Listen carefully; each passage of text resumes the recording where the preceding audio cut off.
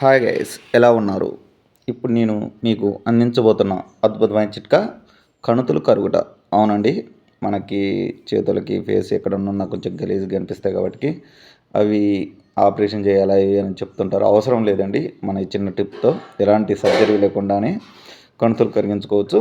అవి ఏమిటో ఇప్పుడు మనం చూద్దాం. ఇక్కడ 2 టిప్స్ చెప్తున్నానండి. మీకు నచ్చింది ఏది అవైలబుల్ ఉంటే అది వాడేసేయండి.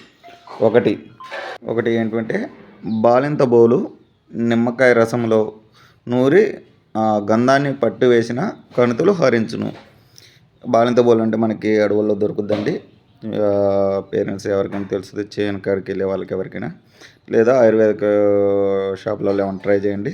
ఇంకా రెండోది అయితే ఈజీ అండి. మేడి చెట్టు అండి. మేడి చెట్టు అందరికీ తెలుసు కదా. మేడి పండు చూడు మేలుమై ఉండు అని చిన్నప్పుడు అందరు నేర్చుకున్న పాఠమే. మేడి చెట్టు కొమ్మ గిల్లినట్టయితే పాలు వస్తాయి. ఆ పాలని మా కణుతులపై రాసిన కణుతులు తగ్గును.